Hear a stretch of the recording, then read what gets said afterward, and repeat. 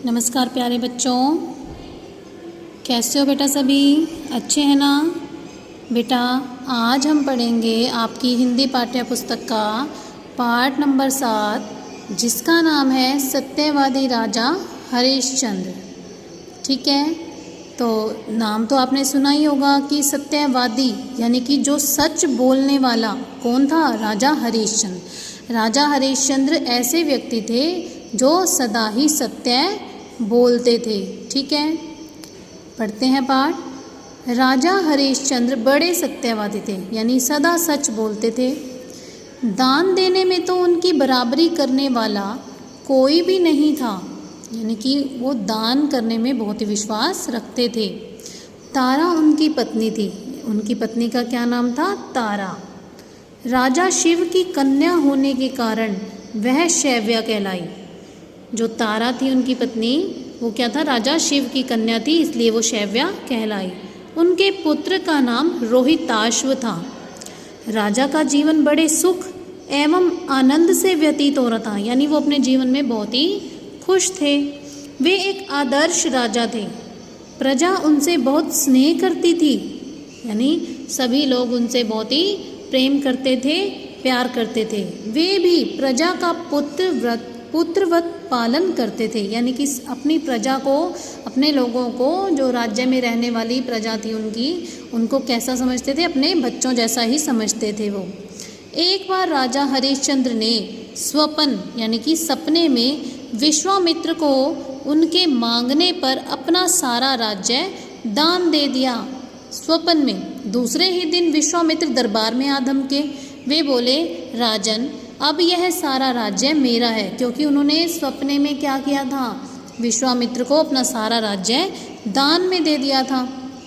तो अगले दिन विश्वामित्र सच में ही दरबार में आ गए और उन्होंने कहा कि ये राज्य अब मेरा है, अतः आपको यहाँ से चले जाना चाहिए। राजा हरिश्चंद्र अपनी पत्नी और पुत्र के साथ जैसे ही चलने को तैयार हुए, तभी विश्वामित्र बोले, पहले मेरी दक्षिणा दो, अन्यथा तुम्हें शाप दे दूंगा। राजा हरिश्चंद्र ने 1 माह का समय मांगा, क्योंकि सब कुछ तो उन्होंने दान कर दिया था। अब उन्होंने क्या कहा कि मुझे दक्षिणा भी दो, तो उन्होंने कहा कि मुझे 1 महीने का समय दे दो। हरिश्चंद्र, शैव्या और रोहिताश्व पैदल चलकर ही शिव की नगरी काशी पहुँचे। 1 माह पूर्ण होने में केवल 1 दिन ही शेष रह गया था।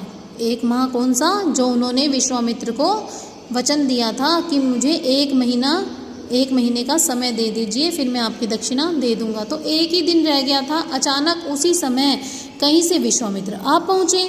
उन्होंने दक्षिणा मांगी।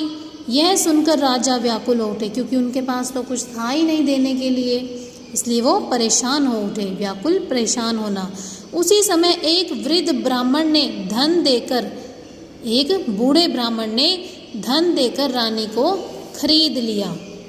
उसे दासी की आवश्यकता थी। ब्राह्मण को छोटे बालक पर दया आ गई और उसने कुछ धन देकर बालक को भी खरीद लिया।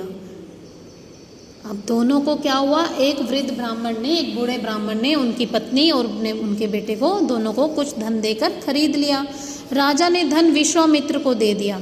धन अभी भी कम था। विश्वामित्र नहीं माने तो राजा ने अपने को भी बेचने की घोषणा की। एक चंडाल ने आगे बढ़कर राजा को खरीद लिया। विश्वामित्र धन लेकर चले गए। चंडाल ने हरिश्चंद्र को शमशान घाट का कर वसूलने के काम पर लगा दिया।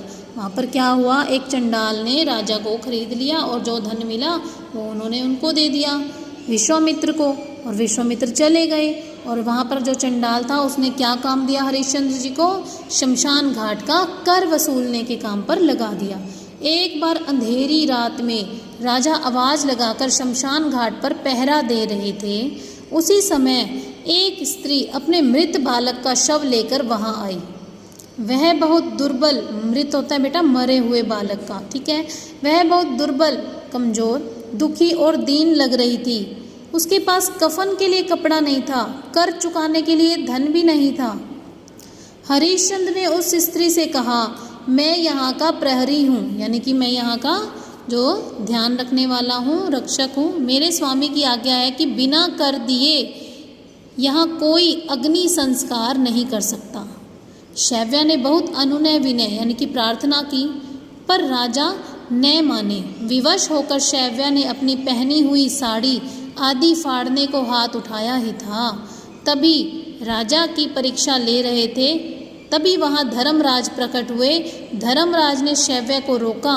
धर्मराज ने कहा, हम इस धर्मनिष्ठ राजा की परीक्षा ले रहे थे, जिसमें राजा खरा उतरा, क्योंकि वो देखते थे कि सत्य का पालन कब तक करते हैं। इसी बीच रोहिताश्व जीवित हो उठा। रोहिताश्व कौन था? उनका पुत्र। हरिश्चंद्र अपनी पत्नी शैव्या और पुत्र रोहिताश्व के साथ अयोध्या लौट आए, क्योंकि भगवान उनकी परीक्षा ले रहे थे, तो उन्होंने उनको छोड़ दिया और वो अयोध्या वापस लौट आए। कुछ समय पश्चात राजा हरिश्चंद्र ने रोहिताश्व को राज्य सौंपकर राज तिलक कर दिया। रोहिताश्व उनका बेटा था, सारा राज्य उनको सौंप दिया। हरिश्चंद्र और शैव्या तपस्या करने वन में चले गए। ठीक है बेटा, तो हमें भी राजा हरिश्चंद्र की तरह हमेशा सत्य ही बोलना है और अपने जो भी हमने ठाना है उसको पूरा करना है। ठीक है बेटा।